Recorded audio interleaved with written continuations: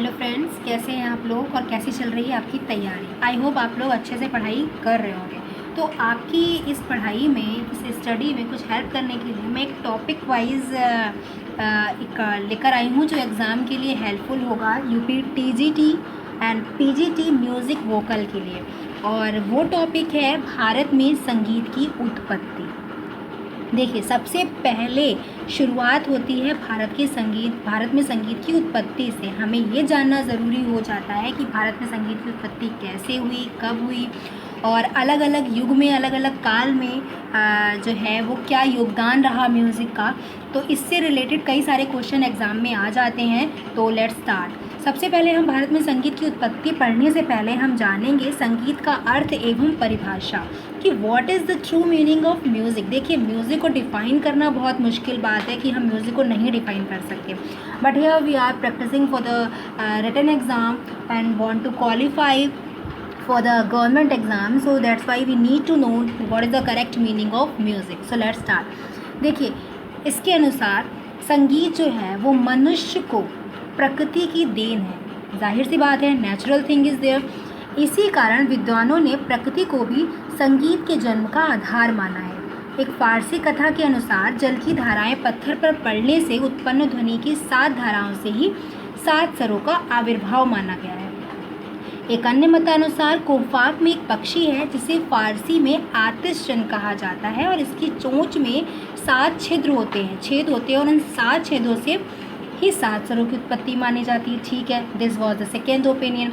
एक और ओपिनियन ये है कि संगीत का जन्म ओम से हुआ है। देखिए फ्रेंड्स, अगर आपके पास ऑप्शन आता है कि संगीत का जन्म किससे माना जाता है, तो आप जो ये वाला ऑप्शन है ना, संगीत का जन्म ओम से हुआ है, इसको ज़्यादा महत्व देंगे, प्रेफरेंस देंगे। और ओम शब्द के 3 अक्षर कौन कौन से हैं हम जानते हैं, आ, ऊ तथा मा। ये प्रमुख शक्तियों के घोतक हैं। आ यानी आकार, ऊ यानी उकार व मा यानी मकार। उत्पत्ति करने वाला, संहार करने वाला, पालन करने वाला। इस तरह शब्द व स्वर की उत्पत्ति ओम से हुई है क्योंकि संगीत में स्वर, लय व ताल तीनों का समावेश है। इसके बाद हम बात करें, संपूर्ण सृष्टि नादमय है और संगीत का आधार भी नाद है। समस्त कलाओं में इसे श्रेष्ठतम माना गया है, जिसका प्रभाव न केवल मनुष्यों पर अपितु पशु पक्षियों, वृक्षों व नदियों पर भी परिलक्षित होता है। भारत में संगीत का इतिहास बहुत पुराना है और संगीत के संबंध में यह नहीं कहा जा सकता कि उसकी उत्पत्ति कब हुई। विद्वानों ने इसकी उत्पत्ति के कई तरह के मत दिए हैं। जैसे देखो, धार्मिक मान्यताओं के अनुसार हम ये मानते हैं कि जो संगीत का जन्म है वो ओम से हुआ। ठीक है, अब ओम शब्द में 3 अक्षर है, आ, ऊ तथा मा भी हमने पढ़ा। आ यानी आकार, ऊ यानी उकार और मा यानी मकार। तीनों प्रमुख शक्तियों के घोतक है, आकार, उकार व मकार, अर्थात उत्पत्ति करने वाला, संहार करने वाला व पालन करने वाला। अब इस थ्योरी में जो इम्पॉर्टेंट चीज़ ये है वो ये कि दामोदर पंडित जो थे, दामोदर पंडित ने एक ग्रंथ भी लिखा है। दामोदर पंडित ने संगीत में मुख्य 7 स्वरों का जो आविर्भाव है, उत्पत्ति का जो मतलब बोलते हैं ना, और ऑर्गेनिज्म उसका माना है, वो 7 पक्षियों से माना है। हम जानते हैं 7 स्वर कौन से हैं हमारे, सा, रे, गा, मा, पा, धा, नी और वापस सा। ठीक है, अब इनके हम जो डिटेल्स नेम है वो है षडज, ऋषभ और गंधार, मध्यम, पंचम, धैवत, निषाद। अब आपको क्या पॉइंट याद रखना है, जो 1 नंबर, 2 नंबर, 3 नंबर या 4 नंबर का जो क्वेश्चन हमसे पूछा जाता है वो ये है कि षडज की उत्पत्ति किस पक्षी से मानी गई है, मोर से मानी गई है। ठीक है, ऋषभ की उत्पत्ति किस पक्षी से मानी गई है, चातक से मानी गई है। बकरी से क्या मतलब, गंधार की मानी गई है। कौंच से मध्यम, कोयल से पंचम, मेढक से धैवत व हाथी से निषाद स्वर की उत्पत्ति मानी गई है। तो आपको जो मेन चीज़ है वो क्या याद करने की ज़रूरत है कि निषाद स्वर की उत्पत्ति किस पशु से मानी गई है, हाथी से मानी गई है। षडज की किससे मानी गई है? षडज की मोर से मानी गई है। ऋषभ चातक है। बकरे से गंधार की उत्पत्ति मानी गई है। तो ये इंपॉर्टेंट पॉइंट है, ये एग्जाम में कई बार पूछा गया है फ्रेंड्स, और ये पूछा भी जाएगा। तो ये जो 7 सुर है हमें पता है, हम देखो बचपन से पढ़ते हुए आ रहे हैं, 7 सुर है, सारे गामा पाधा नीसा, ठीक है। इनके डिटेल नेम है षडज, ऋषभ, गंधार, मध्यम, पंचम, धैवत व निषाद, ठीक है। अब इसके आगे आप एक और चीज़, एक टेबल बना लीजिए, मैं आपको बताती हूँ। आप एक नोट्स बनाइए, नोट्स में आप टेबल कैसे बनाएंगे। आपने लिखा ये मान लीजिए सपोज दैट यहाँ पर लिखा सा रे, ठीक है। इस टेबल में आपने इस तरीके से लिखा। अब सा का डिटेल नेम आपको पता है षडज, ठीक है। अब षडज के ही आगे एक यहाँ पर स्पेस नहीं बचा है, फिलहाल मैं बताती हूँ। षडज के आगे ही आप लिखाइए सा है, सा को हम षडज बोलते हैं। और षडज किस पक्षी से उत्पन्न माना गया है? तो मोर से, यहाँ पर हमने मोर लिख दिया, ठीक है। तो इस तरीके से अगर हम टेबल बनाएंगे तो ये हो जाएगा। एक चीज़ हम और ऐड कर लेते हैं, हमने लिखा सा, ठीक। सा का फुल नेम षडज, ठीक। षडज की उत्पत्ति मानी गई है मोर से, ठीक। मोर के आगे ही हमने एक डैश बनाया और उसके आगे हमने सा की आंदोलन संख्या लिख ली। ये बात मत भूलिएगा कि जो हमारा एग्ज़ाम है इसमें आंदोलन संख्या भी पूछी जाती है कि सा की आंदोलन संख्या क्या है, रे की आंदोलन संख्या क्या है, गा की आंदोलन संख्या क्या है। तो जब आप नोट्स बनाएंगे, देखिए अपने खुद के नोट्स बना के पढ़ने में जितना समझ में आता है वो नोट्स प्रोवाइडेड नोट्स में समझ में नहीं आता है। तो आई प्रेफर यू कि आप लोग अपने नोट्स खुद बनाएं। सबका एक क्राइटेरिया होता है, हेल्प मैं करूँगी जो भी पॉसिबल होगा वो। तो नोट्स के लिए जैसे आपने एक पॉइंट इसमें उठ के आया है पक्षियों वाला, ठीक है। पशु पक्षियों से किस स्वर की उत्पत्ति मानी गई है, मैं बार बार बोल रही हूँ, इससे एक क्वेश्चन पक्का बनेगा, हो इसकी होप है क्योंकि लास्ट ईयर ये आया था। तो इस चीज़ पर आप ध्यान रखिए, इसकी टेबल बनाइए और इसको लर्न करिए। चलिए अब हम बात करते हैं संगीत का प्रारंभिक युग क्या है। प्रारंभिक युग, जैसे हमें पता है कि संगीत की उत्पत्ति के बारे में बहुत सारे मत हैं, फिर भी किस किस चीज़ों से माना गया है वो भी हमने आपको बताया है। अब संगीत का प्रारंभिक युग, सबसे पहला युग चलो पढ़ते हैं। तो संगीत पर दृष्टिपात करें तो वैदिक युग से ही भारत में संगीत के विकास का जो है वो प्राचीनतम युग माना गया है। वैदिक युग यानी जब वेदों का आरंभ हुआ।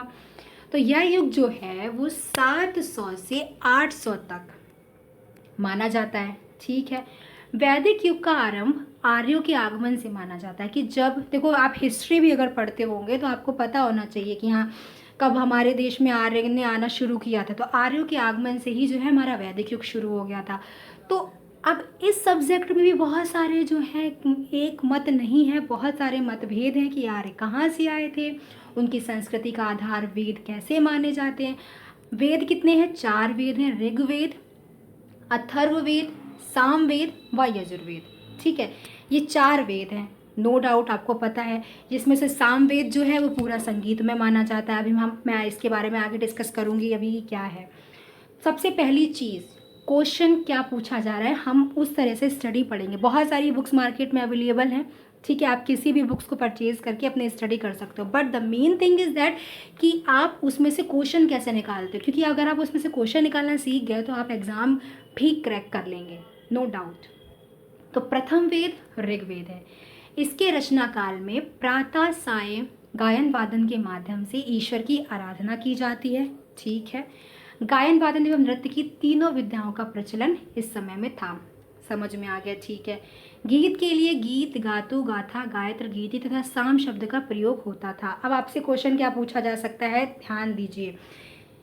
गीत के लिए किन शब्द का प्रयोग किया जाता था? तो गीत, गातु, गाथा, गायत्र, गीत्री तथा साम का यूज किया जाता था, ठीक। नेक्स्ट पर आते हैं। ऋग्वेद की रचनाएं स्वरावलियों में निबद्ध होने के कारण स्रोत कहलाती थी। क्वेश्चन क्या बनेगा, देखिए ऋग्वेद की रचनाओं को क्या कहते थे? स्रोत, ठीक। इन गाथाओं का गायन धार्मिक एवं लौकिक समारोह में किया जाता था और इनके गायक गायत्रीन कहलाते थे। ये क्वेश्चन भी पूछा जाता है कि जो ऋग्वेद के जो गायक होते थे, ऋग्वेद में जितने भी मंत्रों का संकलन है या जो भी चीज़ें उसके अंदर गाई जाती हैं, तो उनके गायक को, उनके सिंगर्स को हम किस नाम से जानते थे? उनके सिंगर्स को हम गायत्रीन के नाम से जानते थे। इम्पॉर्टेंट पॉइंट है, नोट कर लीजिएगा। नोट्स चाहें तो नोट्स बना सकते हैं आप, ठीक है। तो इनके गायक को गायत्रीन कहा जाता था।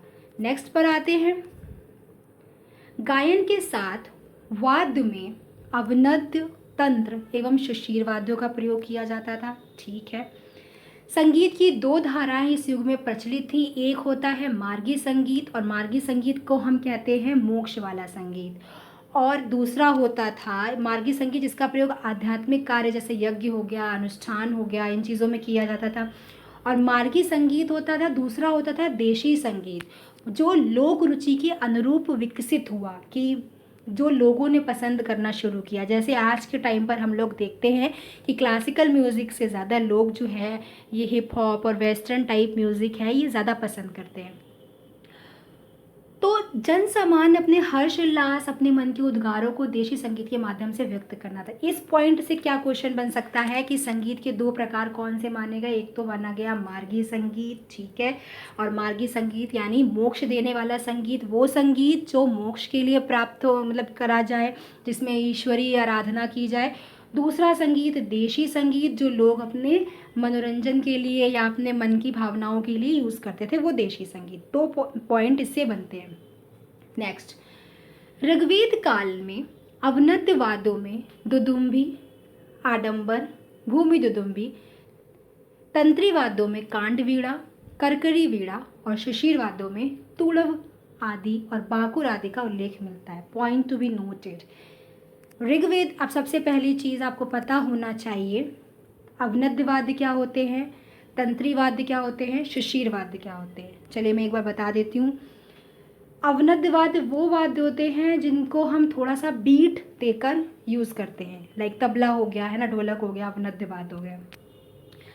तंत्री वाद्य जो स्ट्रिंग इंस्ट्रूमेंट होते हैं, यानी जिनमें तार का यूज़ होता है, जैसे वीणा हो गई, तानपुरा हो गया, आज के युग का गिटार हो गया, ठीक है। शिशिर वाद्य जिनको हम विंड इंस्ट्रूमेंट बोलते हैं, जिसमें जो है एयर का यूज़ होता है, जैसे बांसुरी हो गया, ठीक है। हारमोनियम में भी हम एक तरीके से एयर का ही यूज़ करते हैं, तो इसलिए उसको भी शिशिर वाद्य बोला जाएगा।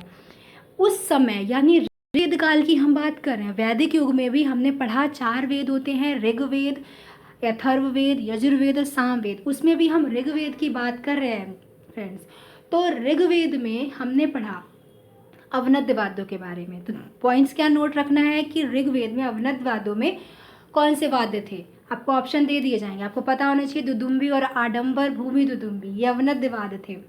तंत्री वाद्य के बारे में पूछा जाएगा, कांड वीणा, करकरी वीणा, ये आपके तंत्री वाद्य में आ जाते हैं।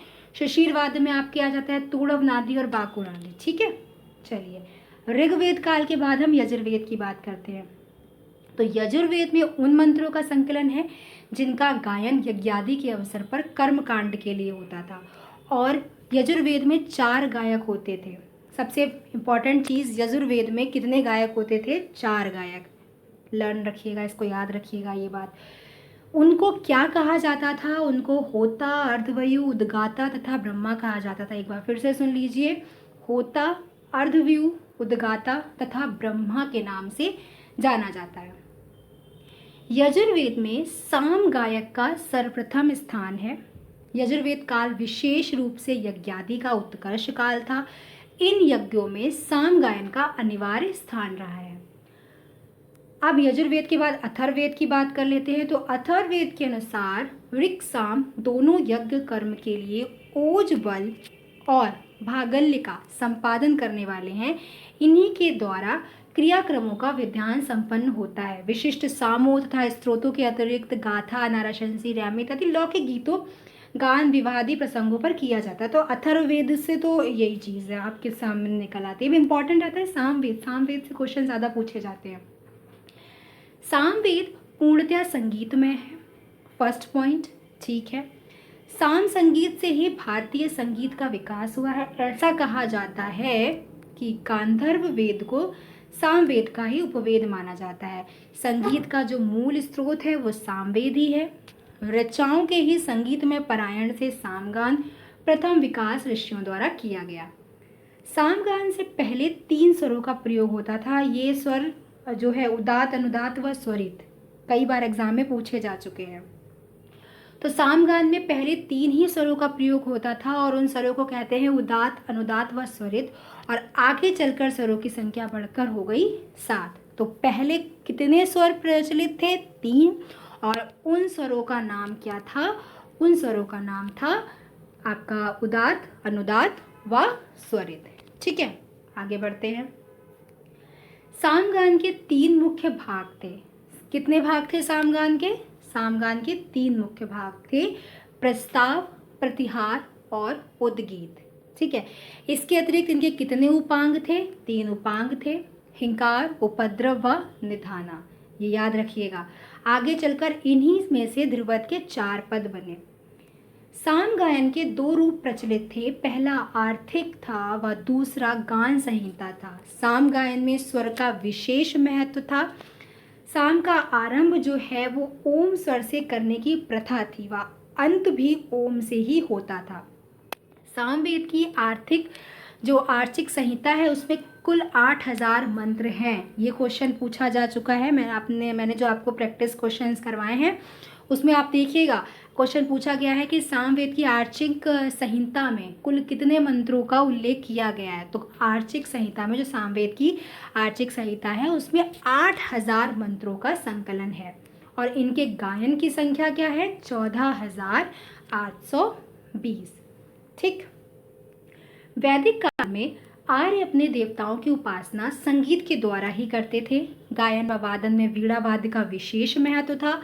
इस युग में रज्जु नृत्य, सल्ली नृत्य, अरुण नृत्य, प्रकृति नृत्य, बसंत नृत्य आदि प्रचलित थे। तो ये वैदिक काल के मुख्य नृत्य हैं।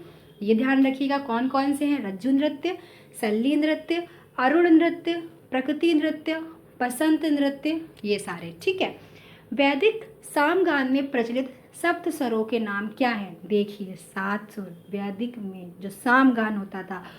जैसे पहले तो 3 स्वर थे प्रचलित सामगान से पहले, अभी बताया था सामगान से पहले 3 स्वर प्रचलित थे और वो 3 स्वर क्या थे?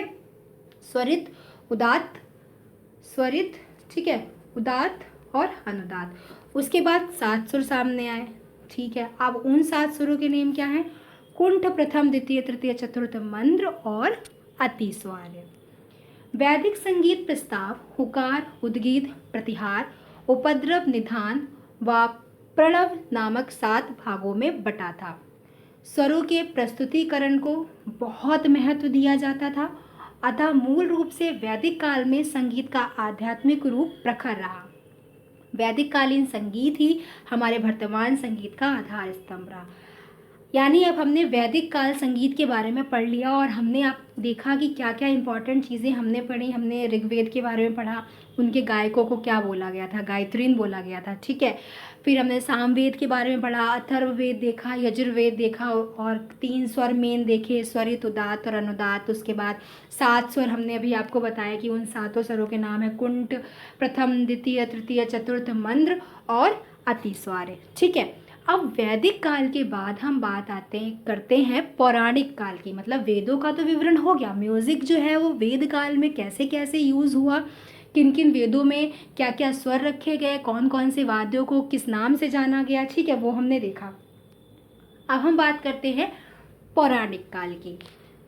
तो पौराणिक काल क्या है कि वैदिक युग से पौराणिक काल तक आते आते संगीत का विशेष विकास नहीं हुआ था। ठीक है, पौराणिक काल में संगीत की स्थिति के संबंध में ठोस प्रमाण तो नहीं है, लेकिन इस समय क्या था कि जन सामान्य में लोकगीत व लोक नृत्यों का प्रचलन था। जन सामान्य में संगीत का प्रचलन था। इस युग में कंठ संगीत तथा नृत्य का विकास हुआ और गायन की नई नई पद्धतियाँ निकाली गई। वैदिक युग में प्रचलित समय इस समय समज्जा कहा जाने लगा। समन क्या होता है? समन यानी कोई सभा। ठीक है, तो पौराणिक काल में वैदिक युग में जो प्रचलित समन था वो उसे समज्जा कहा जाने लगा, जिसमें वर वधु एक दूसरे के जीवन साथी बन जाते हैं, उसको समज्जा कहा जाता है। वह पूर्णतः संगीतमय उत्सव था। पौराणिक काल में यज्ञ, हवन इत्यादि क्रियाक्रमों का प्रचलन कम हो गया था। इसी कारण जो क्लासिकल म्यूजिक था उसका प्रयोग भी कम हो गया था। संगीत का प्रयोग जन सामान्य में विभिन्न अवसरों पर अधिक होने लगा। उसके बाद हम बात करते हैं पौराणिक काल में उपनिषदों की रचना हुई जिनमें हमें संगीत का आभास मिलता है। तैत्तिरीय उपनिषद, ऐत्तिरीय उपनिषद और शतपथ ब्राह्मण आदि ग्रंथों में संगीत का विस्तृत उल्लेख है। हरिवंश व मार्कंडेय पुराण, वायु पुराण, विष्णु पुराण इत्यादि ग्रंथों में संगीत का विस्तृत वर्णन मिलता है और गाथा गान व सामगान का प्रचलन इस युग में मिलता है। वीणा, घड़व, मृदंग, देव, दुदंबी इत्यादि वाद्यों का भी उल्लेख मिलता है। तो पौराणिक काल में कुछ ज़्यादा विशेष नहीं रहा है, वैदिक कालीन आप ज़्यादा देखिएगा। उसके बाद रामायण कालीन से कौन कौन से क्वेश्चन बन सकते हैं। रामायण हिंदू धर्म का एक लोकप्रिय महाकाव्य है, हम जानते ही हैं। संगीत के इतिहास में, रचना में इसका महत्वपूर्ण स्थान है। रामायण व महाभारत जैसे महाकाव्य उत्तर वैदिक युग की रचना माने जाते हैं। इन दोनों ही महाकाव्यों का रचना काल जो है वो 500 ईसा पूर्व से 500 ईसा तक है, जिनमें रामायण को महाभारत काल से कुछ समय पूर्व का ही माना जाता है। रामायण के रचयिता आदिकवि वाल्मीकि हैं, ठीक है। और महाकाव्य जो है जिसका निर्माण गेय काव्य के रूप में किया गया, ये पावन महाकाव्य है जिसका निर्माण गेय काव्य के रूप में किया गया। रामायण में बाल कांड में संगीत का वर्णन मिलता है, जिसमें गीत, नृत्य एवं वाद्य का उल्लेख प्राप्त होता है। ये क्वेश्चन आ चुका है कि रामायण में सबसे पहले कौन सा ऐसा कांड है जिसमें संगीत का वर्णन मिलता है, तो वो है बाल कांड, ठीक।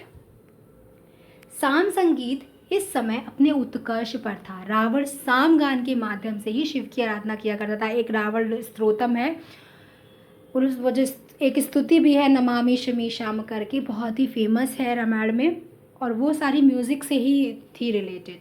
तो संगीत के लिए रामायण में गांधर्व संज्ञा व युद्ध संगीत के लिए युद्ध गांधर्व संज्ञा भी प्राप्त होती है। लव कुश ने मार्ग शैली से गांधर्व गान किया था। उन्होंने स्वर, पद, ताल, प्रमाण व मूर्छना आदि अंगों से शास्त्र शुद्ध गायन कर सबको अपने गायन से आकर्षित कर लिया था। अतः रामायण काल में साम व गांधर्व दोनों गायन प्रणालियों को समुचित प्रचलन था। वाद्यों में दुदुम्बी, बीड़ा, मृदंग, मुरज इत्यादि वाद्यों का प्रचलन था। ये पॉइंट नोट रखिएगा। देखिए कौन कौन से पॉइंट नोट रखने हैं कि कौन कौन से वाद्य थे। दुदुम्बी, बीड़ा, मृदंग, मुरज, ठीक। दूसरी चीज़ एक और ये थी, कौन से कांड में सबसे पहले होता है, तो बाल कांड में। अब महाभारत कालीन संगीत देख लेते हैं। तो महाभारत के रचयिता वेद व्यास थे और इस ग्रंथ में 1,00,000 श्लोक हैं। महाभारत कालीन समय में संगीत की पूर्व प्रचलित तीनों विद्याओं का प्रचलन था। इस समय साम व गांधर्व दोनों का ही प्रचार था। वैदिक व लौकिक संगीत की दोनों ही प्रणालियां समान रूप से प्रचलित थीं। षडज व मध्यम ग्राम के अतिरिक्त गांधार ग्राम का की प्रचलन इस समय की विशेषता है, मतलब तीनों ग्रामों का यूज हुआ है, ठीक है। महाभारत उत्तर वैदिक काल के अंतिम चरण में लिखा गया है, मतलब कि वैदिक काल का अंत ही हो रहा था, उस समय की बात है। इस महाकाव्य में कितने श्लोक है? 1,00,000 से भी ज़्यादा श्लोक है। इस समय साम व गांधर्व, जैसा हमने बताया है कि दोनों संगीत प्रचलित थे। साम गायन के समय हाई हाई हुआ, हाई हाई आदि स्तोत्रम शब्दों का प्रयोग किया जाता था। तंतु वाद्यों में वीणा का प्रचलन अधिक था और वीणा, मृदंगम, पड़व, पटहा, मुरज, मैरी तथा शंख इत्यादि वाद्य भी प्रचलन में थे। और श्री कृष्ण तो वंशी वादन प्रसिद्ध ही है इनका। तो महाभारत काल में धर्म और संगीत का घनिष्ठ एवं सुदृढ़ संबंध स्थापित हो गया था। वैदिक व लौकिक दोनों संगीत प्रणालियां समान रूप से प्रचलित थीं। इस युग में ज्ञान योग, भक्ति योग व कर्म योग, इन सब का अत्यंत सुंदर सम्मिश्रण मिलता है। जैन काल में संगीत, जैन काल में ब्राह्मणों को सीमित करने तथा वर्णाश्रमों का बंधन शिथिल करने का प्रयाप्त किया गया, कि मतलब ये कहा गया कि ब्राह्मणों ने जो है बहुत ज़्यादा यज्ञ व्यज्ञ करके वो लोग हर चीज़ का मिसयूज़ करने लगे थे। तो इस चीज़ को रोकने के लिए जैन धर्म और बौद्ध धर्म की शुरुआत हुई थी, हम जानते हैं।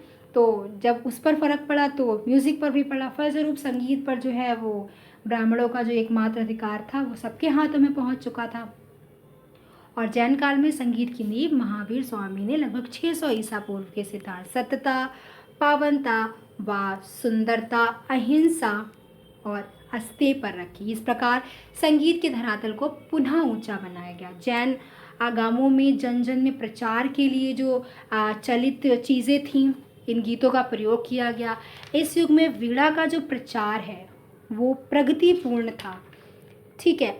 और उसके बाद हम बात करें अगर, इसमें मृदंग, वीणा, दुदुम्बी इनका प्रयोग होता था और नृत्य की भी ये सारी मान्यताएं प्राप्त थी।